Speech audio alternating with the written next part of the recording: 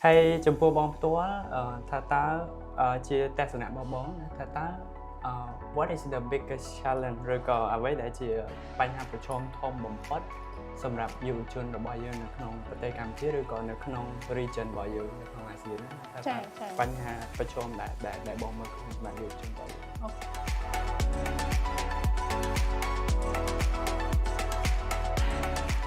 សូមជម្រាបសួរអ្នកទាំងអស់គ្នាខ្ញុំបាទឈ្មោះរស្មីសូមស្វាគមន៍សាជាថ្មីមកកាន់ podcast នៅក្នុង episode ទី2ដែលនៅក្នុង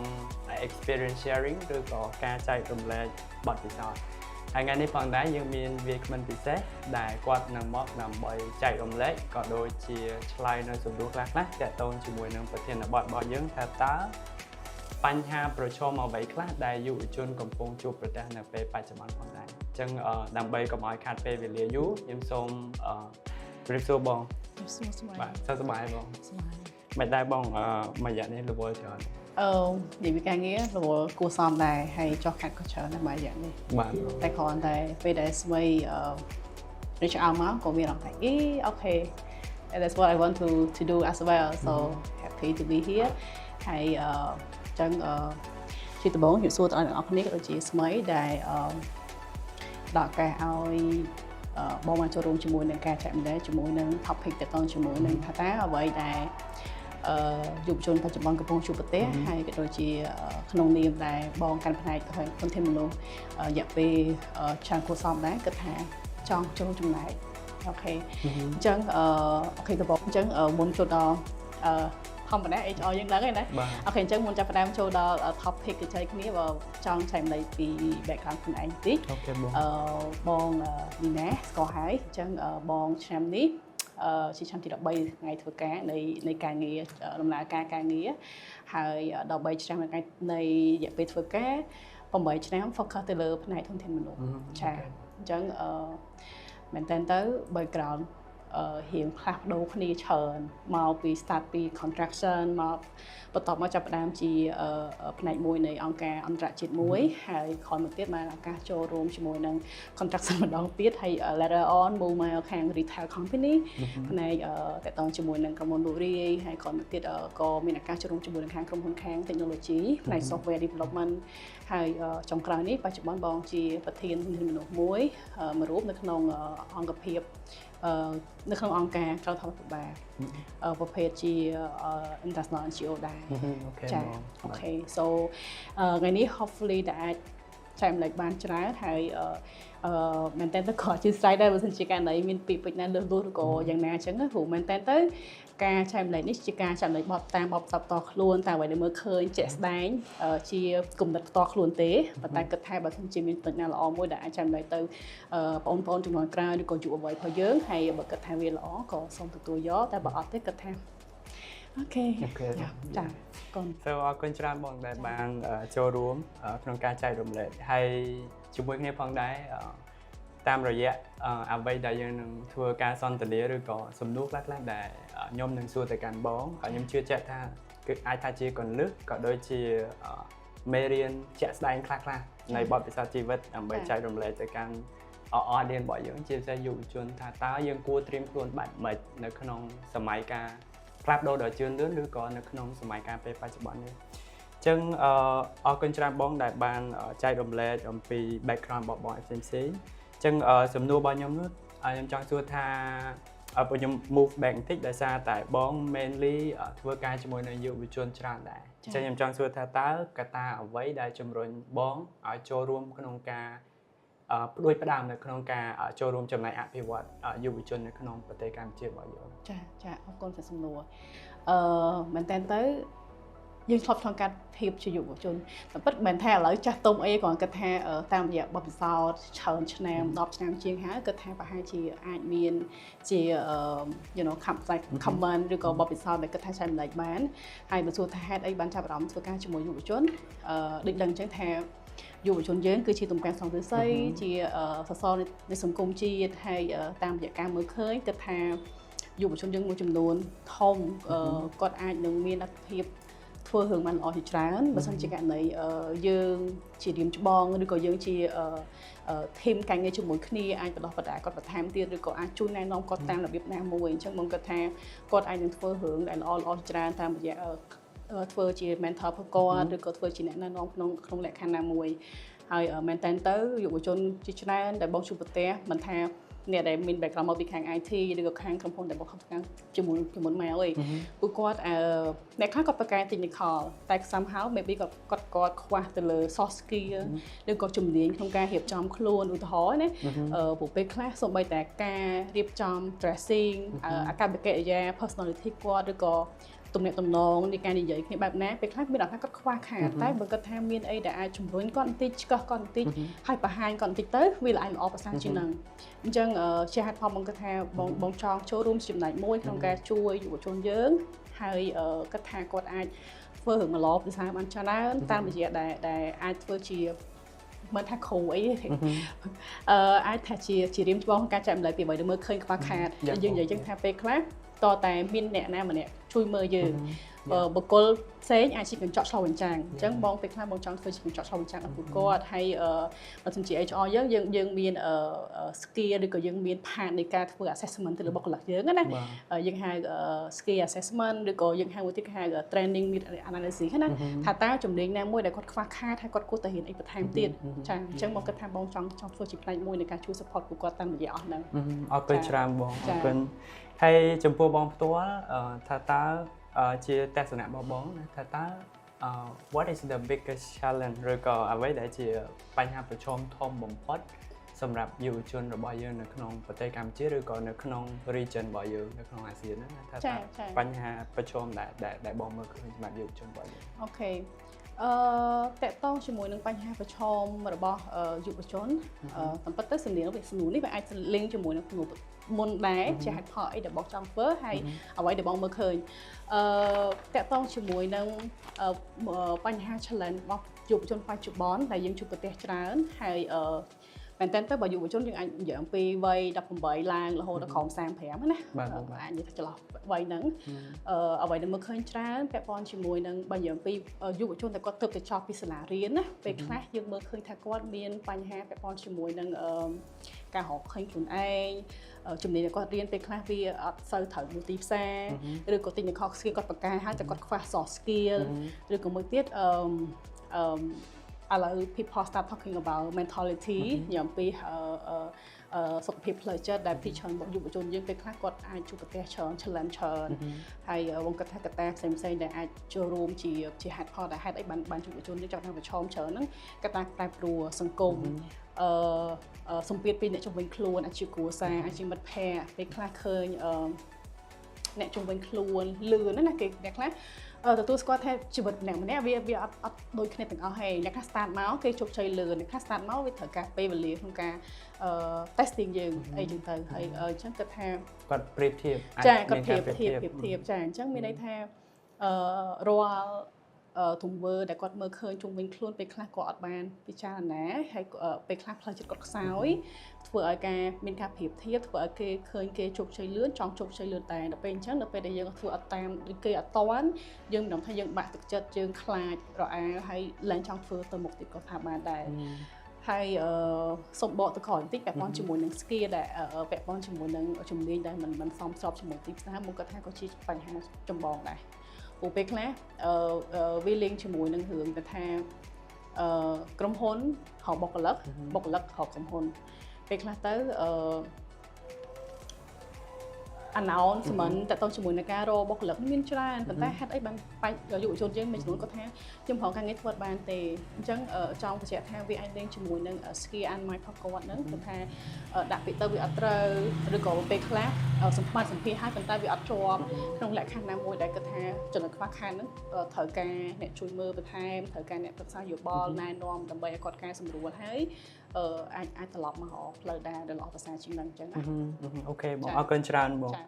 ហើយតាមរយៈអ្វីដែលបងបានចែករំលែកខ្ញុំគិតថាជាសារមួយដ៏មានសារៈសំខាន់ដែរសម្រាប់រំលឹកទាំងខ្ញុំផងដែរព្រោះខ្ញុំក៏នៅក្នុងវ័យមួយគេថាវ័យ still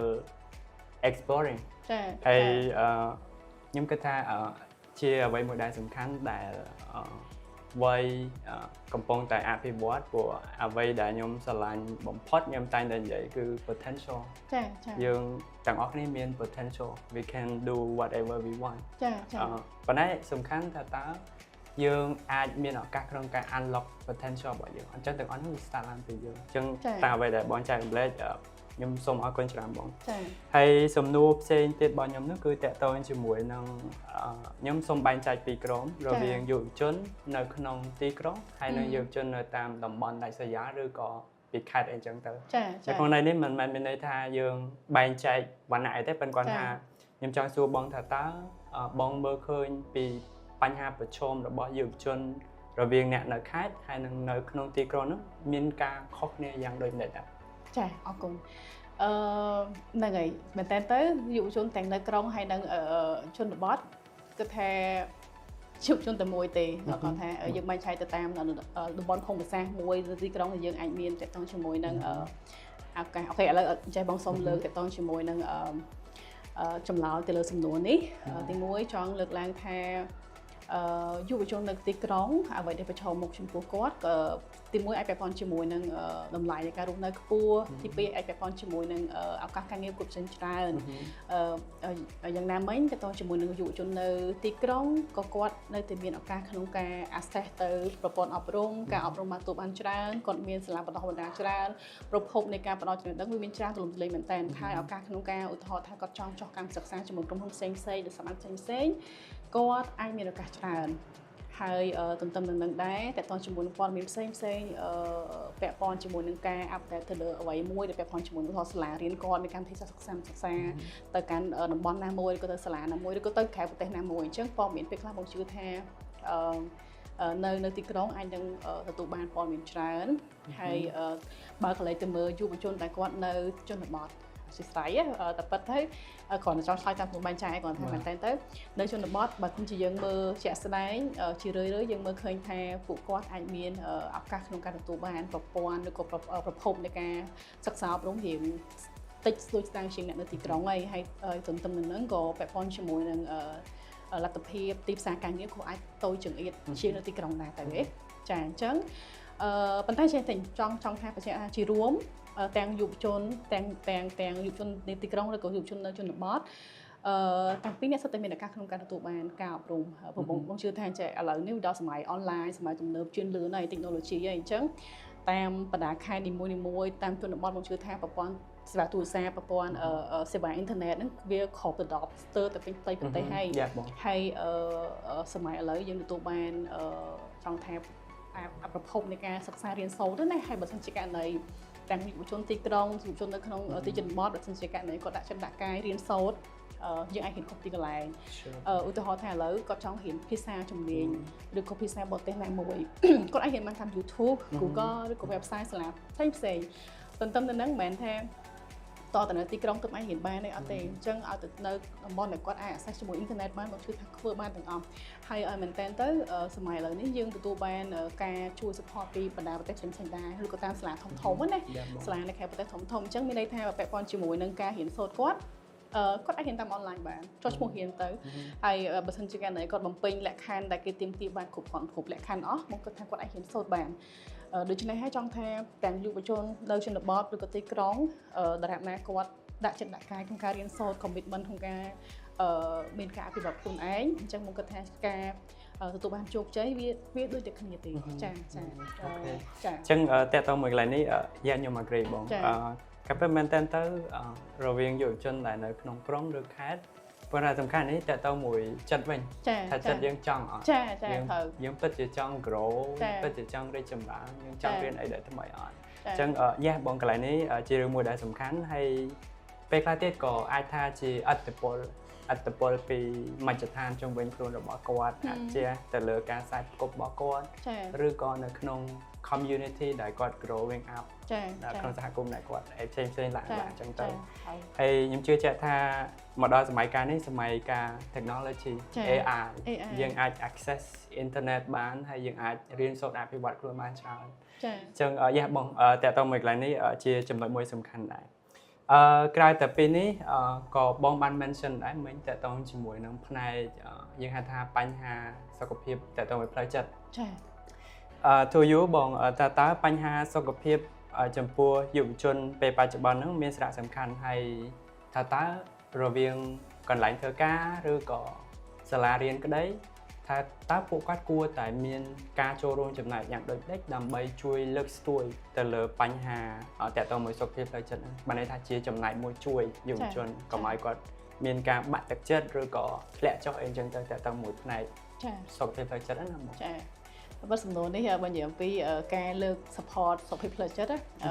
នៅកន្លែងធ្វើការ HR យើងនេះទទួលខុសត្រូវចាអរគុណសំណួរស្មីអូខេអញ្ចឹងដោយសារសំណួរនេះវាពាក់ព័ន្ធជាមួយនឹងស្ថាប័នធ្វើការហើយនឹងសាលារៀនអញ្ចឹងសូមបែងចែកជាពីរដែរទៅមួយចម្លើយទី1តកតងជាមួយនឹងស្ថាប័នធ្វើការនីមួយៗបងគិតថាពួកយើងអាចជួយ support យុវជនក៏ដូចជាបុគ្គលិកធ្វើការទូទៅតាមរយៈការជួយ support ពួកគាត់ដោយយើងបង្កើតជាគេហៅថា environment មួយដែល open សម្រាប់ everyone គាត់ communication like open communication openly ហើយគាត់អាចជជែកពីអ្វីដែលគាត់ជា concern គាត់ណាចាទី2ពាក់ព័ន្ធជាមួយនឹងការរៀបចំតាក់ទងជាមួយនឹង JD JR តែតាមទូនាទីរបស់គាត់ឲ្យច្បាស់លាស់ជាក់ស្ដែងជៀសវាងពាក់ព័ន្ធជាមួយនឹងការធ្វើពេលខ្លះទទួលស្គាល់ថាការងារតាមស្ថាប័ននីមួយៗវាអត់ដូចគ្នាទេរោទូនាទីអាចអ្នកខ្លះម្នាក់កាន់ពី3រោក៏មានដែរប៉ុន្តែយ៉ាងណាមិញចង់ឲ្យមានជាការកំណត់ទូនាទីច្បាស់លាស់ទៅក៏អាចជួយជាផ្នែកមួយក្នុងការឲ្យគាត់ធ្វើការលើកកម្លាំងលើសមត្ថភាពលើការកិត្តពេលខ្លះទៅវាបង្កើតជា burn out ណាភាសាជប៉ុនហើយទី2នៅពេលដែលយើងមានគោលការណ៍ច្បាស់លាស់មានទំនួលខុសត្រូវច្បាស់លាស់ទៅក៏ជាហេតុផលមួយដែលឲ្យបុគ្គលិកនោះគាត់អាចមាន time គាត់ដែលមាន time management តាមជាក់ស្ដែងហើយទន្ទឹមនឹងដែរជាទូទៅស្ថាប័ននីមួយៗបងជឿថាមានជា annual leave sick leave ឬក៏ច្បាប់ទូទៅដែលអាចប្រើប្រាស់បានឬក៏ស្ថាប័នខ្លះគាត់ធ្វើការច័ន្ទសុក្រឬក៏ច័ន្ទសៅរ៍ណាទន្ទឹមនឹងគាត់មានជា weekend ដែរអញ្ចឹងគាត់ថាពេលខ្លះយើងអាច provide ការ support ទៅតាមលក្ខណៈថាលើកទឹកចិត្តឲ្យគាត់ឈប់សម្រាកទៅតាមវិស្មការដែលគាត់មានឧទាហរណ៍ថា annual leave ពេលខ្លះគេ provide មួយឆ្នាំ18ថ្ងៃអញ្ចឹងគួរតែអាចថាមួយខែឆ្លៀតមួយថ្ងៃពីរថ្ងៃដើម្បីធ្វើម៉េចឲ្យខ្លួនឯងមាន work life balance ជាជាងពេលធ្វើច្រើនពេកទៅវា link ទៅ burn out ដែលមកនិយាយមុនហ្នឹងបន្តមកទៀតពាក់ព័ន្ធជាមួយនឹងការបង្កើតជាថ្នាក់រៀនគឺ training course ពាក់ព័ន្ធជាមួយនឹង mental health awareness training ហើយក្នុងហ្នឹងក៏អាចមានទាក់ទងជាមួយនឹងការបង្កើតជាថ្នាក់កីឡាឬក៏ sport activity ស្ថាប័នមួយចំនួនដែលបងធ្វើការជាមួយពួកយើង provide ជា football class football session every week យើងមានជា badminton យើងអាចមានជា yoga class ឬក៏ aerobic ធ្វើម៉េចដើម្បីឲ្យបុគ្គលិកគាត់មានពេលបរិយាកាសបន្ទាប់ពីធ្វើការហើយគាត់អាចមានពេល relax ហាត់ប្រាណព្រោះធម្មតាជឿថាការហាត់ប្រាណជួយឲ្យបុគ្គលិកយើងគាត់បានសម្រាកផ្លូវចិត្តគេថាអាច release stress ហើយទន្ទឹមនឹងហ្នឹងការមានជា sport activity ហ្នឹងអាចធ្វើឲ្យបុគ្គលិកក្នុងក្រុមទាំងមូលហ្នឹងគាត់អាចបង្កើតភាពសិទ្ធស្នាលជាងមុនស្គាល់គ្នាជាងមុនហើយក៏ពេលវេលាហ្នឹងអាច count ថាវាជាការក្នុងការធ្វើ team building ឬក៏ team bonding ដែរឲ្យស្គាល់គ្នាកាន់តែច្រើនជាងមុនអញ្ចឹងណាលើសពីហ្នឹងទៀតយើងអាចបង្កើតជាយន្តការក្នុងការដោះស្រាយវិបត្តិឬក៏ចំនួនជឿជាក់ថានៅក្នុងអង្គភាពមួយ department ផ្សេងយើងមិនថាធ្វើការរហូត smooth រហូតដែរវាមានពេលខ្លះអាចមិនយល់គ្នាអាចពេលខ្លះយល់ច្រឡំទៅធ្វើឲ្យមានភាពល្អកកចង់តែចង់និយាយថាពីស្ថាប័នបើសិនជាករណីយើងបង្កើតជាយន្តការឬក៏គោលការណ៍ក្នុងការដោះស្រាយចំនួនណាមួយហើយការដោះស្រាយចំនួនទីសោតដល់ទៅលើការដោះស្រាយតាមបែបស្ថាបនាហើយដោយការគោរពចឹងមកគាត់ថាជាផ្នែកមួយក្នុងការជួយ support ផ្លូវចិត្តផងដែរថែមពីនឹងទៀតមានច្រើនតែអ្វីនេះបងលើកឡើងមកនេះយើងអាចគិតថាជាគោហើយទន្ទឹមនឹងដែរមួយទៀតជាធម្មតាស្ថាប័នផ្សេងអាចមានថា content មនុស្សមួយក្នុងការជួយ consult ក្នុងការជួយ support ពេលខ្លះទៅបើសិនជាករណីមានចំនួនរវាងមិនចំនួនហើយសន្ទុះអាចនិយាយថាពេលខ្លះមានការមិនសូវយល់ស្របគ្នាលើចំណុចណាមួយ HR យើងអាចដើរតួជាអ្នកសម្របសម្រួលព្រោះ ពេលមានបញ្ហាកាត់ឡើងយើងចង់ស្ដាប់ទាំងសងខាងហើយយើងធ្វើជាកញ្ញាកដាក្នុងការជួយទៅតើយើងហៅចំណុចគោលណាមួយដើម្បីដោះស្រាយបញ្ហាល្អប្រសើរទី2ពាក់ព័ន្ធជាមួយនឹងការ support ផ្លូវចិត្តដូចគ្នាបើកៅពី HR ពីព្រោះពេលខ្លះស្ថាប័នដែលគាត់នៅតូចពេលខ្លះក៏អត់ទាន់មានជាការប្រើប្រាស់បុគ្គលិកធនធានមនុស្សទេឬក៏អីទេអញ្ចឹងអាចប្រធានផ្នែកនីមួយៗគាត់ដើរតួជាអ្នកសម្របសម្រួលជាអ្នកជួយ support ផ្លូវចិត្តហ្នឹងមានន័យថាពេលខ្លះឆែកពាក់ព័ន្ធនឹងការងារហើយរៀងរាល់សប្តាហ៍ឬក៏ពីរសប្តាហ៍ឬក៏មួយខែម្ដងមកជឿថាស្ថាប័នមួយគាត់មានការប្រជុំរវាងថ្នាក់លើនិងថ្នាក់ក្រោមយ៉ាងពីស្ថានភាពការងារដល់ណាហើយរបាយការណ៍ការងារប៉ុន្តែទន្ទឹមនឹងហ្នឹងក៏គាត់អាចឆ្លៀតពេលក្នុងការធ្វើមិនឲ្យបុគ្គលិកខាងក្រោមទូបានអារម្មណ៍ថាមេគាត់គិតពីការងារតែក៏គិតពីគាត់ដែរឧទាហរណ៍ថាពាក្យសាមញ្ញថាពេលខ្លះសួរថាមិនដែរសុខសប្បាយអត់ហើយមិនហើយ are you okay មួយម៉ាត់ហ្នឹងក៏មានអារម្មណ៍ថា feel like មេយើងក៏គិតពីយើងមិនមែនគិតតែការងារសតទេហើយបើនិយាយពីសំណួរ are you okay how are you ហ្នឹងមកគាត់ថាអត់ចំណាយពេលច្រើនទេពេលខ្លះតែ1នាទីហ្នឹងឬក៏កំឡុងពេលជិះចរាយន្តជាមួយគ្នាពេលទៅឆុងកាហ្វេឬក៏ពេលខ្លះយើងទៅផ្ទប់ទឹកចាដើរជួបគ្នានិយាយទៅអូខេសុខសប្បាយអត់តែប៉ុណ្្នឹងក៏មានអារម្មណ៍ថាបុគ្គលិកនៅក្រោមបង្គាប់គាត់ក៏មានអារម្មណ៍ថាមេដឹងសុខទុក្ខចាដឹងសុខទុក្ខទទួលអារម្មណ៍ថាមេគិតគូពីបុគ្គលិកដែរចាអញ្ចឹងទាំងអស់នេះបងគិតថាវាជាចំណុចមួយនៅក្នុងស្ថានភាពនីមួយៗដែលអាចជួយ support ទៅបុគ្គលិកយើងទៅលើផ្លូវចិត្តទី2ពាក់ព័ន្ធជាមួយនឹងខាងសាលាម្ដងមែនតើការយល់ដឹងពីសុខភាពផ្លូវចិត្តវាមិនថាតតថាធំៗទេគាត់ថាពេលខ្លះវាបើសិនជាមានការបញ្ជ្រាបឬក៏ការជួយ support ពីលោកគ្រូអ្នកគ្រូតាំងពីថ្នាក់តូចទៅបងគាត់ថាវាអាចជួយល្អមែនតើហើយបើនិយាយពីរឿងថាតើធ្វើមិនដើម្បីជួយ support ហ្នឹងទៅតាមសាលាបងគាត់ថាអាចនឹងមានជាគោលការណ៍ក្នុងការជួយ support បែបគោលការណ៍ពាក់ព័ន្ធជាមួយនឹងការជៀសវាងការរើសអើងការគំរាមកំហែងបើនៅខ្មែរឬក៏នៅបរទេសគេច្រើនតែឃើញក្មេងៗ bully គ្នាអញ្ចឹងណាឬក៏អ្នកខ្លះគាត់អង់គ្លេសយើងហៅ discrimination ទៅតាមជាមួយនឹងការបែងចែកសិស្សទៅតាម background ផុសសិស្សនីមួយៗអញ្ចឹងទៅឬក៏ពេលខ្លះឧទាហរណ៍ថាសិស្សគាត់មានពណ៌សម្បុរខុសគ្នាជាតិសាសន៍ខុសគ្នាសាសនាខុសគ្នាពេលខ្លះក៏គាត់ទទួលបានការ bully នឹងប៉ុន្តែបើសិនជាការនៅតែមានគោលការណ៍ច្បាស់លាស់សាលាគាត់ជួយពង្រឹងទៅលើផ្នែកហ្នឹងណាអធិស្ឋានដែរព្រោះផាកហ្នឹងចង់និយាយថាបើសិនជាមានគោលការណ៍វាល្អប៉ុន្តែអ្វីដែលមើលឃើញចាស់ស្ដែងបច្ចុប្បន្ននេះគឺមានហើយតែគាត់តែបើសិនជួយពង្រឹងបន្ថែមទៀតចឹងណាពីព្រោះពេលខ្លះជឿថាសូម្បីតែក្មេងតូចៗនៅសាលាអីចឹងពេលខ្លះមកដល់ផ្ទះចឹងប្រាប់ឲ្យមកដល់សាលានេះមានពី bully កូនអីចឹងគាត់ថាស្ទើរតែម្ដាយឪពុកជាមួយសាលាគាត់មានតំណងអមមួយគ្នាអញ្ចឹងគាត់ថាវាជាផ្នែកមួយក្នុងការជួយ support កូនដែរបន្ទាប់ពីនឹងទៀតពាក់ព័ន្ធជាមួយនឹងមិត្តភ័ក្តិគាត់ត្រូវម៉ាក់ប៉ាទាំងសាលាហ្នឹងត្រូវជួយមើលថាតើមិត្តភ័ក្តិក្នុងថ្នាក់ជាមួយគ្នាហ្នឹងតែអ្នកណាអាចពឹងពាក់បានអ្នកណាអាចដើរជាមួយគ្នាបានព្រោះតាំងពីក្មេងជំទង់ពីដល់យុវវ័យដល់សាកលវិទ្យាល័យពេលខ្លះខ្ញុំគិតថាមិនមែនថាគាត់ផ្ទាល់ទេព្រោះពេលខ្លះគាត់មើលអត់ដូចគ្នាមានន័យថាបេក្ខជនផ្ទាល់យុវជនផ្ទាល់ពេលខ្លះគាត់មើលអត់ឃើញថាអ្នកដែលគាត់ស្ដាប់គាត់នឹងជាមនុស្សបែបម៉េចទេប៉ុន្តែបើសិនជាមានការជួយសម្រាប់រងទិសមានម៉ាក់ប៉ាជួយមើលខុសត្រូវអាហ្នឹងមកគាត់ថាវាអាចជាផ្នែកមួយក្នុងការជួយឲ្យគាត់ដើរផ្លូវត្រូវគ្នាដែរហើយទន្ទឹមនឹងហ្នឹងពាក់ព័ន្ធនឹងរឿងការ support ផ្លូវចិត្តក៏ដូចគ្នាដែរទៅពេលដែលគាត់ដឹងពីសុខទុក្ខកូននៅណាហើយរៀនដល់ណាហើយ assignment ធ្វើចប់នៅមានអី support បានអត់អីចឹងណាអញ្ចឹងគាត់ថាវាអាចជាផ្នែកមួយក្នុងការជួយ support ផ្លូវចិត្តអញ្ចឹងផ្លូវចិត្តយើងអាចនិយាយបានថាវាជា topic មួយ sensitive បច្ចុប្បន្ននេះថាវាប្រឈមមុខមិនថាតែកន្លែងធ្វើការនៅស្ថាប័នធ្វើការឬក៏នៅសាលារៀនឬក៏នៅទីសង្គមវិញគាត់ថាវាជាសំខាន់មួយដែរអូខេបង thank you such a very long ប៉ុន្តែជាការពិតតើតើមួយផ្នែកនេះសំខាន់តើតើមួយនឹងកត្តាជំរុញរវាងពីកន្លែងធ្វើការក្តីពីសាលាក្តីដោយមានការជួយជំរុញបន្ថែមគឺជាកត្តាមួយសំខាន់សម្រាប់យុវជនផងដែរបងទៅលើសុខភាពផ្លូវចិត្តចាក្រៅពីពីនេះខ្ញុំក៏ចង់សួរបងបន្ថែមទៀតទៅលើសំណួរព្រោះបច្ចុប្បន្នមែនតើទៅប្រទេសកម្ពុជាយើងភាគច្រើនគឺយើងប្រើប្រាស់ social media មាន Facebook Instagram ឬក៏ TikTok អីចឹងទៅប៉ុន្តែសំណួររបស់ខ្ញុំចង់សួរថាជាទស្សនៈរបស់បងតើ social media ហ្នឹងអាចមានផលវិជ្ជមានឬអវិជ្ជមានដែរឬទេចំពោះបញ្ហាសុខភាពផ្លូវចិត្តក្នុងចំណោមយុវជននៅក្នុងប្រទេសរបស់យើងពេលបច្ចុប្បន្ន ចាអរគុណ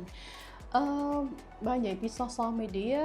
platform ឥឡូវមានច្រើនណាស់ឥឡូវមាន Facebook យើងមាន Instagram TikTok a lot of platform right now បើសួរថាផលប៉ះពាល់វិជ្ជមានឬអវិជ្ជមានបងសូមនិយាយថា social media អាចជាអាវុធមុខពីរហើយបើសិនជាយើងប្រើប្រាស់ត្រឹមត្រូវយើងប្រើប្រាស់ក្នុងន័យល្អណាមួយវាជួយឲ្យយើងអាចស្វែងរកខ្លួនឯងឃើញពេលខ្លះដោយសារតែឧទាហរណ៍ថាបងសូមលើកជាស្រ័យដែរសូមលើកទៅជាមួយនឹងក្រុម LGBTQ+ ឬក៏ team ដែលគាត់ចង់ថាពេលខ្លះគាត់អត់ដឹងខ្លួនឯងជាអីគាត់ហៅអត់តឃើញពេលខ្លះដល់ពេលដែលគាត់នៅក្នុង social media គាត់អាចឲ្យគាត់មានក្រុមដែលស្តៀងគ្នាដូចគាត់អញ្ចឹងគាត់អាចមាន team ជា support គេហៅថាសហគមន៍ support គ្នាទៅវិញទៅមកមួយទៀតជឿជាក់ថា social media ពេលយើងនិយាយអំពី platform នេះវាផ្ដល់ឲ្យយើងនៅទំនាក់មួយដែលល្អប្រសើរមានន័យថាជួយឲ្យមនុស្សដែលនៅឆ្ងាយដូចនៅជិតហើយទន្ទឹមនឹងហ្នឹងក៏អាចផ្ដល់ព័ត៌មានមកកាន់ពួកយើងផ្ទាល់វាបានលឿនមែនតើមានន័យថាថាពេលខ្លះរឿងហេតុការណ៍កើតនៅប្រទេសណាផ្សេងនៅក្នុងពិភពលោកប៉ុន្តែទៅតាម social media ហ្នឹងធ្វើឲ្យយើងទទួលបានព័ត៌មានហ្នឹងមកឆាប់រហ័សចាទន្ទឹមនឹងហ្នឹងទៀតបន្ថែមពីលើផ្នែកហ្នឹងពាក់ព័ន្ធជាមួយនឹងការ support ការរៀនសូត្រពីគ្នាទៅវិញទៅមកទៅតាម social media បងគិតថាជារឿងផ្នែកល្អមួយប៉ុន្តែបកមករឿងផ្នែកអវិជ្ជមានវិញឧទាហរណ៍ថាបើគាត់ប្រើប្រាស់អត់ត្រឹមត្រូវគាត់ប្រើប្រាស់ច្រើនពេកគាត់ប្រើប្រាស់លើកម្រិតឬក៏ក្នុងរូបភាពណាមួយដែលវា too much ណាពេលដែលពេលដែល too much ហ្នឹងមានន័យថាវាប៉ះពាល់វិញឧទាហរណ៍ថាឬក៏គាត់ខ្សែគប់ចំមិត្តភក្តិអត់ល្អនាំទៅដើរផ្លូវអត់ត្រូវឬក៏មួយទៀតយើងតែងតែអាសាឃើញណាពេលខ្លះយើងមានរូបភាពក្នុងការចាប់ចម្រិតតាមអនឡាញឬក៏មានពេលខ្លះពាក់ព័ន្ធជាមួយនឹងការគំរាមកំហែងពីអនាគតទៅលើផ្នែកណាមួយឬក៏ scam ទៅលើ money scam អីចឹងទៅមួយទៀតពីច្រើនយុវជនទទួលស្គាល់ថាពេលខ្លះគាត់ប្រើប្រាស់ក្នុងន័យជាការ release stress តែពេលខ្លះគាត់ប្រើលើសលប់ទៅវាធ្វើឲ្យករណីប៉ះពាល់សុខភាពផ្លូវកាយផ្លូវចិត្តដែរពេលខ្លះស្គាល់តែយប់ធ្វើឲ្យប៉ះពាល់ដល់អ្វីបងមើលឃើញហ្នឹងគាត់ថាវាប៉ះពាល់ដល់ការគេងការគិតរាងកាយគាត់ចោះខ្សោយទ្រុឌទ្រោមហើយចាមានរឿងច្រើនទៀតចឹងសរុបជារួមចង់ថា social media វាពីផ្លូវវាជាអាវុធមុខពីរប៉ុន្តែយ៉ាងណាមិញបើសិនជាយើងអាចចេះគ្រប់គ្រងយើងអាចចេះmanage ក្នុងការប្រើប្រាស់វាហើយយកវាជាប្រយោជន៍បងគិតថាវាជួយយើងបានច្រើនចឹងក៏សង្ឃឹមថាយុវជនយើងដែលគាត់គិតថាពេលខ្លះរៀង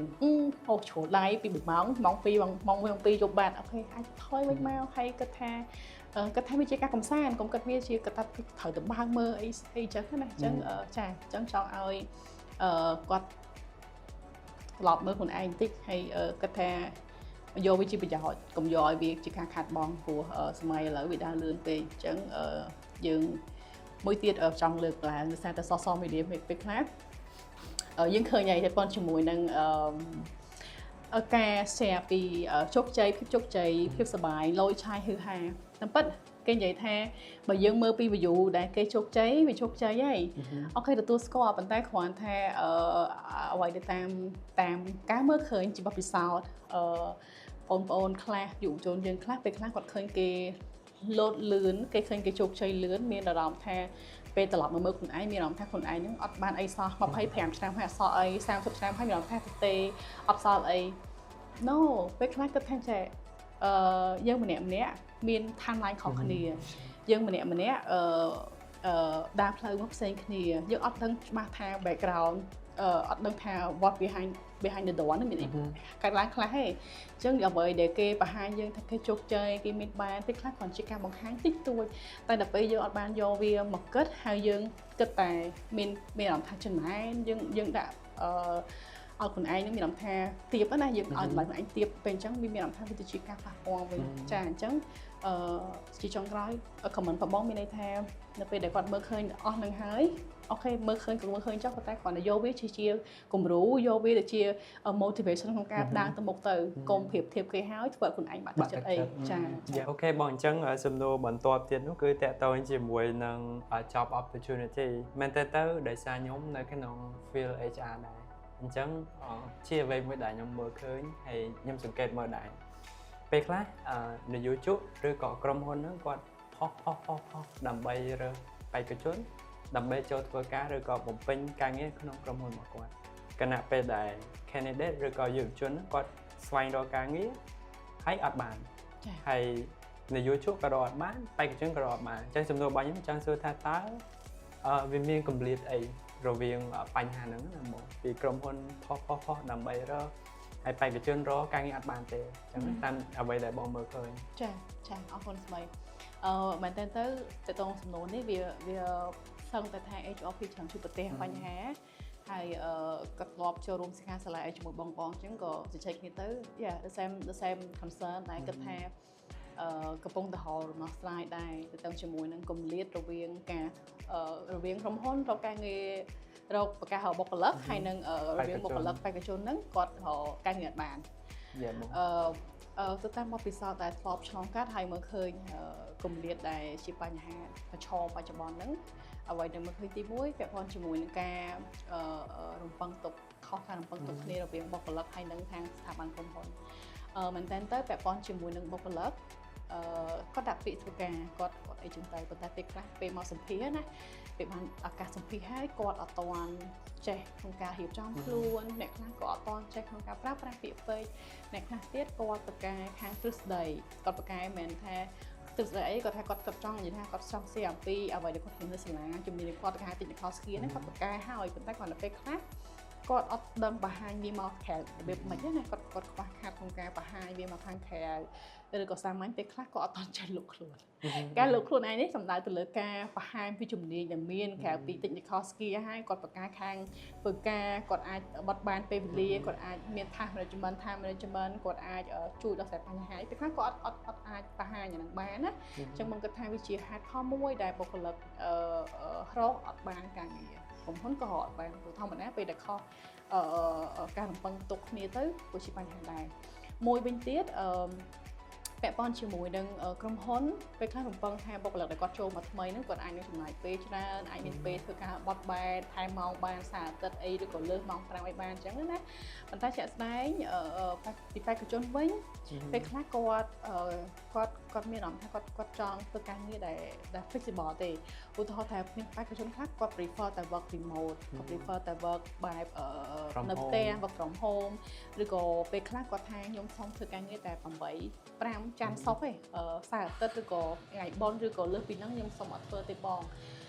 យើងទទួលស្គាល់ថាគាត់មានលក្ខខណ្ឌណាមួយដែលគាត់អាចមកធ្វើបានប៉ុន្តែពេលខ្លះពេលដែលស្ថាប័នមួយចំនួនគាត់ prefer អាហ្នឹងហើយដល់ពេលបុគ្គលិកគាត់អាចទៅដល់បានតែគឺអាចទៅដល់បានវាជាបញ្ហាមួយដែរហើយបន្ថែមពីនឹងទៀតពាក់ព័ន្ធជាមួយនឹងជំនាញដែលគាត់រៀនពេលខ្លះគាត់ប្រកាសមែនតែទៅលើ technical skill ទៅលើ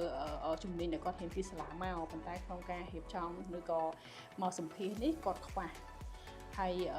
គាត់ឧទាហរណ៍ថាបេក្ខជនខ្លះគាត់ប្រកាសគាត់សោះប្រកាសគាត់អីប៉ុន្តែគ្រាន់តែគាត់អត់ឲ្យមកផ្សោតសោះគាត់ថាបានដែរពីក្រុមហ៊ុននេះណាសូម្បីតែ HR ពេលខ្លះយើង compare ថាបើសិនជាបេក្ខជន A ហើយនិង B បេក្ខជន A គាត់នៅសាលាល្មមប៉ុន្តែគាត់ខំមកផ្សោតការងារគាត់ចុះធ្វើការសិក្សាគាត់ខ្ញុំមកប្រវត្តិសាស្ត្រ volunteer នៅសាលារៀនឬក៏នៅ volunteer នៅណាមួយយើងប្រកាសជាឲ្យឱកាសទៅបេក្ខជនទៅធ្វើការជាជាងបុគ្គលិកដែរគាត់ប្រកាសតែគាត់អត់ធ្វើការត្រូវអត់អញ្ចឹងបងគិតថាវាជាផ្នែកមួយក្នុងការដែលជាគម្លាតដែលឲ្យបុគ្គលិកពិបាករកការងារក្រុមហ៊ុនក៏ពិបាករកបុគ្គលិកមែនតើចង់ថា topic នេះវាក្តៅដែរហើយបើសួរពីរឿងដំណោះស្រាយអីបងគាត់ថាបើសិនជាសាលាភិកច្រើនគាត់អាចផ្ដល់ជាឱកាសឬក៏គាត់បើកជាវេទិកាក្នុងការស្រង់មតិណាបងធ្លាប់ចូលរួមកម្មវិធីចូលរួមកម្មវិធីគិសការសាលាមួយប៉ុន្តែជាបែបគេហៅស្រង់មតិទៅលើថាអ្វីដែលគួរតែ add បន្ថែមទៅលើ curriculum នេះពេលបច្ចុប្បន្នសម្រាប់ technology industry អញ្ចឹងពេលហ្នឹងផ្ដល់ជូនគាត់ដែរប្រាប់ថាពី review របស់អង្គភាពពីស្ថាប័នក្រៅពីជំនាញពិតប្រាកដ technical skill គាត់ប្រកាសហើយពួកយើងក៏ចង់ឲ្យបុគ្គលិកដែលចង់បេក្ខជនដែលគាត់មកយើងឬក៏សិស្សសាលាគាត់ទៅរៀនចប់ហ្នឹងមានជំនាញបន្ថែមទៀតដែរឧទាហរណ៍ជំនាញក្នុងការទំនាក់ទំនងជំនាញក្នុងការចេះរៀបចំខ្លួនជំនាញក្នុងការដោះស្រាយបញ្ហាជំនាញ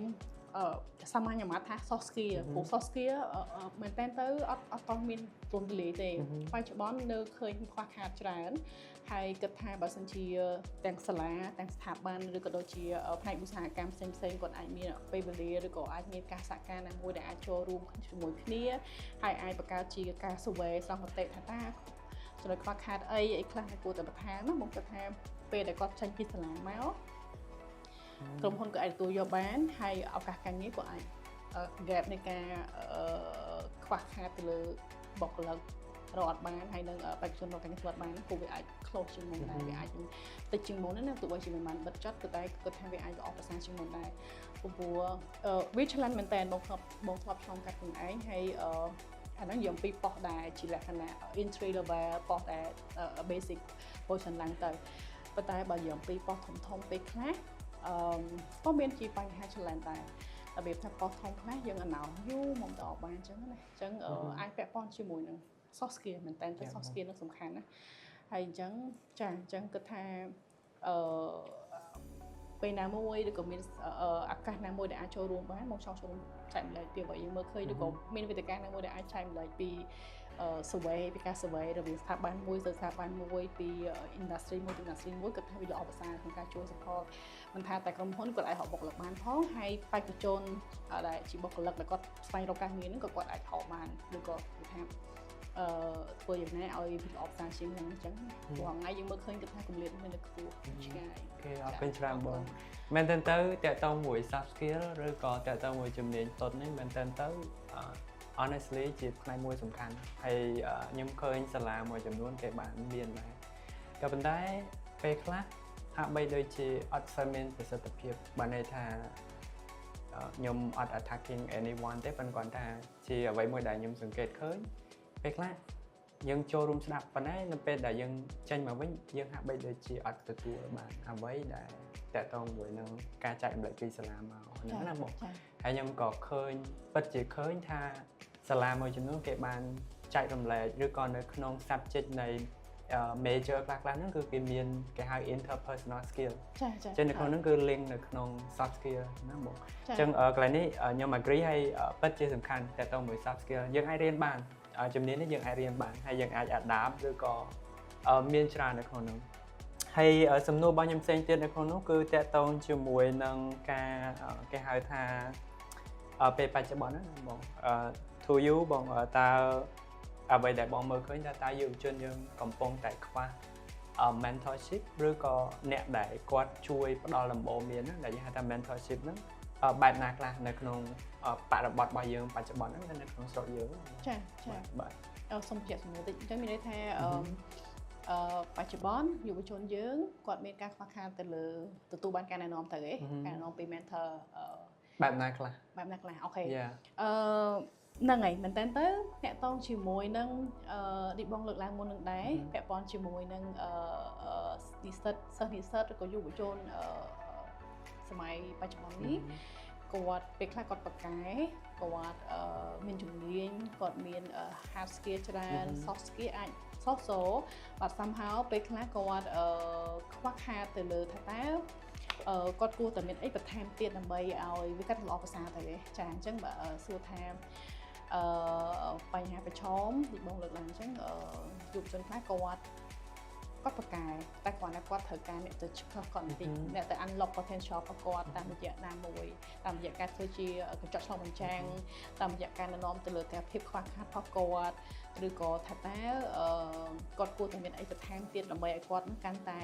ដើរទៅមុខបានរលូនជោគជ័យហើយពេលខ្លះយុវជនខ្លះគាត់ប្រកែប៉ុន្តែគាត់អៀនក៏អត់មានភាពក្លាហានទេអញ្ចឹងបងគាត់ថាបើសិនជាគាត់មាន mentor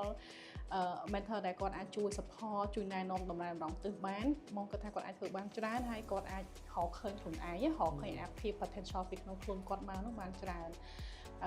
មែនតើ mentor សំខាន់ណាស់ពីព្រោះពេលខ្លះការឲ្យដំបូន្មានការចែកចំណេះពីចំណេះដឹងនិងបទពិសោធន៍ក៏ជាផ្នែកមួយធ្វើឲ្យយុវជនឬក៏បេក្ខជនហ្នឹងគាត់អាច រកឃើញភាពខ្វះខាតបន្ថែមពីអ្វីដែលនៅមិនទាន់ពេញលេញហ្នឹងណាតែអញ្ចឹងគាត់អាចmentor ហ្នឹងគាត់អាចបន្ថែមមកអូខេខ្វះខាតទៅលើចំណុច A B C គួរ improve ចាគួរ improve អីទៅលើណាហើយប្រភពគួរទៅរកពីណាមកព្រោះមែនតើទៅបងជឿថា mentor មួយគាត់សិតតែជាអ្នកបោះពិសោធន៍មានជំនាញទៅលើការងារគាត់ធ្វើហើយបើទោះបីជាបោះពី background ណាមួយក៏ដោយគាត់អាចមានចំណេះដឹងជំនាញច្រើនហើយឆ្លងកាត់ជាមួយនឹងជីវិតក្នុងអាជីពការងារច្រើនបងគាត់ថាគាត់អាចមើលមានផ្លូវឆ្លងកាត់ច្រើនដែរហើយ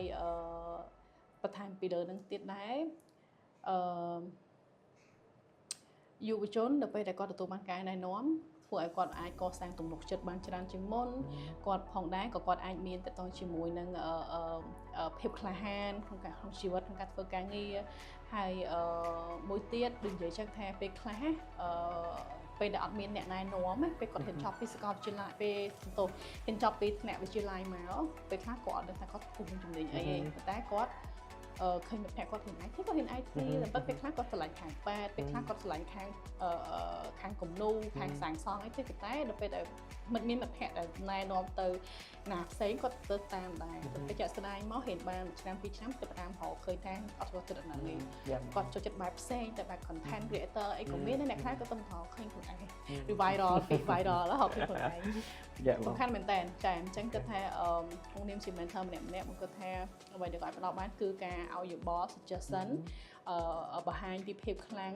ជួយបង្ហាញពីភាពខ្លាំងភាពខ្សោយរបស់យុវជនដែលគាត់កំពុងតែណែនាំហ្នឹងណាព្រោះ mentor ដូចគេហៅថារៀមច្បងឬក៏ចាស់ប្រតិចាស់មួយដែលមើលឃើញពីបុគ្គលអញ្ចឹងហើយមកជឿថាដូច HR អញ្ចឹងពេលខ្លះគាត់សម្ភារបុគ្គលិកឃើញថាកូនហ្នឹងប្រកែប៉ុន្តែគាត់ខ្វះនេះបន្តិចឯងអញ្ចឹង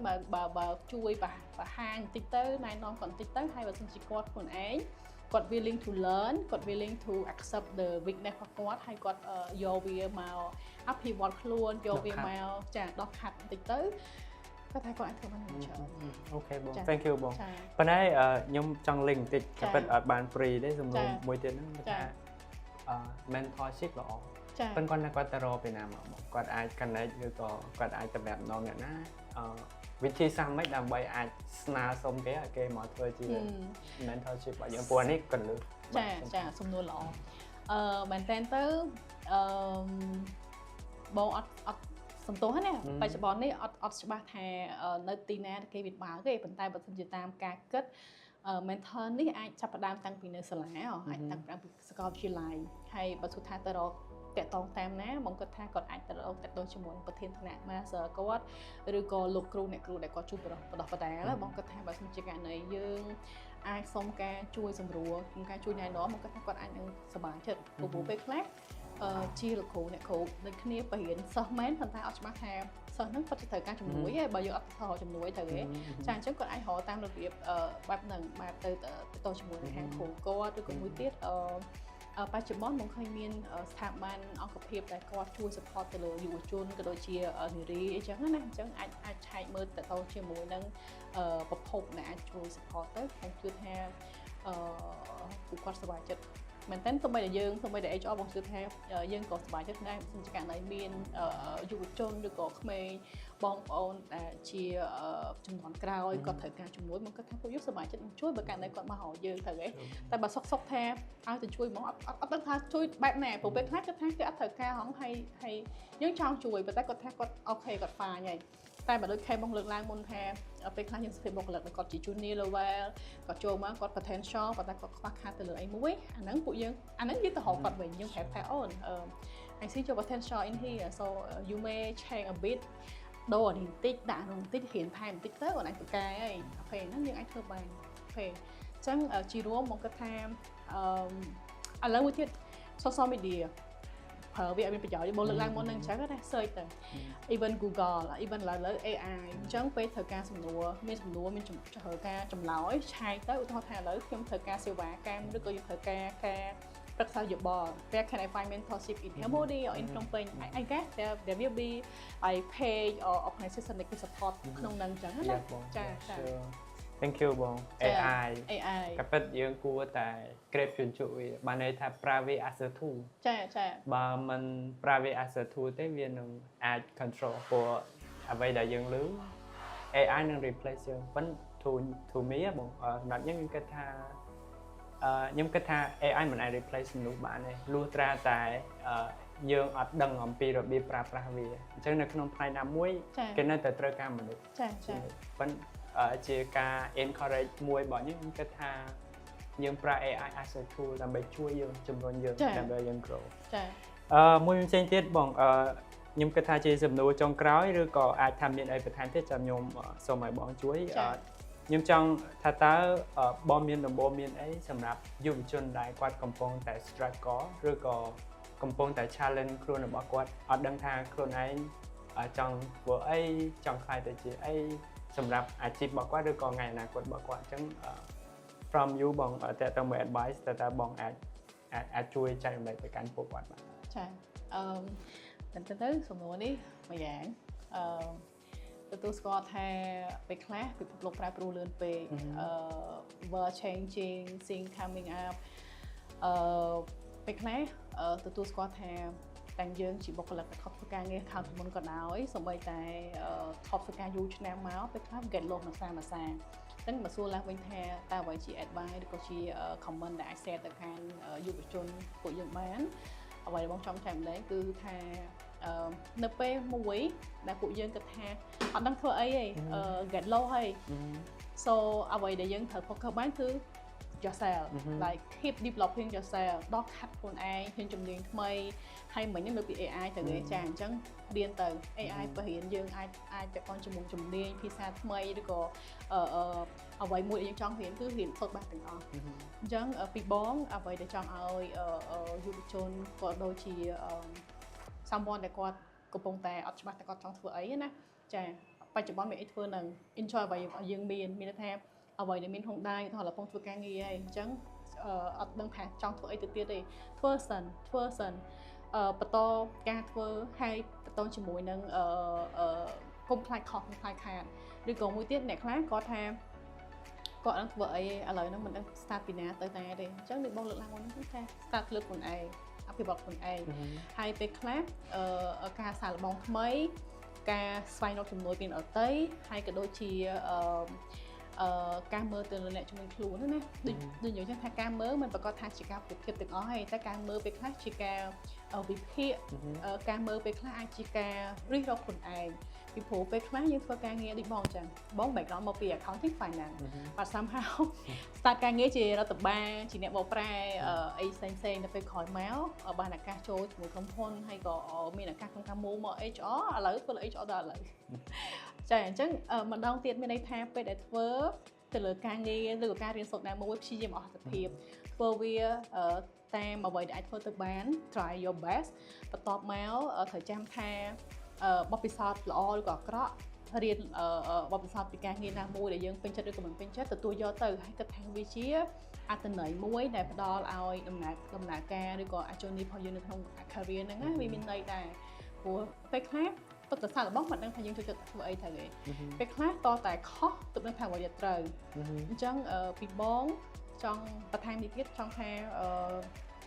មានខ្លះក៏គាត់មើលឃើញគេហើយប្រៀបធៀបគេត្រូវចាំថាដូចបងនិយាយចឹងថាសម័យឥឡូវសម្ពាធផ្លូវចិត្តគ្រប់កន្លែងពីការងារពីសង្គមពីក្រុមគ្រួសារពីខ្លះឧទាហរណ៍អញ្ចឹងអ្វីដែលអាចទប់ខ្លួនឯងបានគឺត្រូវចេះ self motivation ត្រូវចេះ limit ពីអ្វីដែលអាចធ្វើបានហើយធ្វើមិនបានហើយ along the way ហ្នឹងកុំខ្លាចក្នុងការសុំជំនួយពីអ្នកដទៃព្យាយាមនៅក្បែរមនុស្សដែលគាត់លើកទឹកចិត្តយើងមើលឃើញអ្វីខ្វះខាតហើយគេ advice មកយើងកុំខ្លាចកុំខ្លាចខុសកុំខ្លាចខាតពេលខ្លះអត់សាកអត់ដឹងមិនសាកមិនច្បាស់មិនដឹងថាយើងចូលចិត្តវាអត់ទេពេលខ្លះសាកហើយអាចនឹងជិះរឿងល្អវិញព្រោះអ្នកខ្លះគាត់ថាគាត់រកខ្លួនអាចឃើញគាត់អត់ចេះអត់ប្រកែតែពេលគាត់សាកល្បងអីមួយដែលជារឿងថ្មីដែលគាត់មិនដែលសាកពីមុនសោះហ្នឹងណាវា turn ទៅជា best moment best career របស់គាត់វិញអញ្ចឹងពីបង again ចង់ឲ្យម្នាក់គាត់ focus ទៅលើ self development ហើយបន្តការខិតខំប្រឹងប្រែងពេលធ្វើការជំនួយកុំខ្លាចអន់អីសុំជំនួយទៅពីអ្នកផ្នែកខាងពីអ្នកជំនាញខ្លួនចាហើយចងចាំថាអ្វីដែលកើតឡើងវាមានហេតុមានផលរបស់វាអញ្ចឹងwhen it's your time it's your time right so so don't limit yourself ពេលខ្លះត្រូវ go beyond limit ហ្នឹងហើយការជំនួយសូមអ្នកជំនួយផ្នែកពីអ្នកជំនាញខ្លួនហើយគិតថា yeah try using as much as possible ហើយរឿងអីផ្សេងទៀតពេលខ្លះឲ្យវា come with the flow grow with the flow លេចបងតាំងតែលើកខ្លួនឯងនេះមុននោះបងលើកពីរឿងថា team ខ្លះគាត់មានវ័យ25 30ហើយគាត់ថាបងខ្ញុំអត់ទាន់សល់អីខ្ញុំមិនដឹងធ្វើអីទេពេលខ្លះ don't limit yourself ត្រូវទេអាយុក៏កុំ limit ហើយសមត្ថភាពកុំ limit ដែរធ្វើអីបានធ្វើថែមទៀតហើយគាត់ថា timeline យើងវាមាន timeline ផ្សេងគ្នា everyone every people មាន timeline differently so maybe បន្តិចទៀតមិនដល់ timeline យើងឥឡូវគេទៅមុនដល់គេទៅមុនដល់អញ្ចឹងយើងប្រហែលជាអាចចាំបន្តិចទៀត patient បន្តិចទៅហើយអាចរឿងល្អនឹងកើតឡើងជាបីបងជឿជាក់ Yeah បង thank you បងហើយអរគុណច្រើនបងអញ្ចឹងតាមរយៈសាច់រឿងក៏ដូចជាចម្លើយហើយខ្ញុំជឿជាក់ថាទាំងនោះគឺជាបទពិសោធន៍ជាក់ស្ដែងដែលបងបានឆ្លងកាត់រយៈពេល13ឆ្នាំចា៎អញ្ចឹងរយៈពេល13ឆ្នាំជាពេលវេលាមួយដែលយើងគិតថាជាងមួយទសវត្សរ៍ឬសតវត្សរ៍ទសវត្សរ៍10ឆ្នាំអូខេអញ្ចឹងជាងមួយទសវត្សរ៍អញ្ចឹងខ្ញុំគិតថាជាពេលវេលាមួយដែលច្រើនហើយតាមរយៈបទពិសោធន៍ជាក់ស្ដែងរបស់បងខ្ញុំជឿថាជាគន្លឹះក៏ដូចជាមេរៀនខ្លះៗដែលយើងអាចយកទៅដើម្បី apply ក្នុងជីវិតរបស់យើង at some point នៅក្នុងជីវិតរបស់យើង career ក្តីឬក៏នៅក្នុងជីវិតប្រចាំថ្ងៃរបស់យើងក្តីមួយផ្សេងទៀតបងថាតើកន្លងទៅព្រោះមែនតើទៅបងក៏ working ជាមួយនឹងយុវជនមានសាច់រឿងណាជាក់ស្ដែងដែលបងធ្លាប់បានន័យថាជួយយុវជនឲ្យគាត់ grow ទៅដោយអ្វីដែលគាត់ចង់បានតាមរយៈការជួយពីបងទៅលើផ្នែក mentorship អីផ្សេងៗចឹងបងចាអរគុណតែបាត់និយាយពីសាច់ដំណើរបបពិសោធន៍ខាងនេះវាច្រើនជួបមនុស្សក៏ច្រើនហើយបើនិយាយពីរឿងមកគាត់ថារឿងមានច្រើនដែរបើសួរពីរឿងថាតែមានរឿងណាដែល inspire រឿងណាដែលចងចាំរឿងណាដែលគាត់ថាវា happy ក្នុងការធ្វើជាមនុស្សម្នាក់ក្នុងការ whiteness their success អីចឹងទោះបីជាមាន success ដល់កំពូលប៉ុន្តែសំខាន់ like from beginning until now វាល្អជាងអាដំបូងមាន case មួយការបងធ្វើការជាមួយក្រុមហ៊ុនចាស់មានបេក្ខជនណាស្វែងបេក្ខជនសិនគាត់ apply 3 ដងដំបូងអត់បានចូលតង់ទី1សម្ភារទេតង់ទី2លើកទី2បានជួបហើយតែអត់ជាប់គាត់ដាក់ទៅតង់ទី3សម្ភារទៅអត់ជាប់ HR ដែរvery talent ហើយ very patient ហើយបងស្មានការតាំងចិត្តគាត់គាត់ថាគាត់ត្រូវមកឲ្យបានហើយពេលនេះគាត់ដាក់តង់ទី3ជាប់គាត់ដាក់លើកទី3ទៅដាក់លើកទី3គាត់ជាប់ហើយចាក់ដំបូងនោះជា field intern like position intern អញ្ចឹងតែគាត់នៅមានការបណ្ដោះបណ្ដាលពីបងផ្ទាល់ក៏ដូចជា team នៅក្នុងក្រុមហើយគាត់មានការរីកចម្រើនគាត់ប្រែក្លាយពី intern មកជាបុគ្គលិកហើយបច្ចុប្បន្ននេះក៏មូលគឺជា another position ដែល higher ជាងមុនហើយ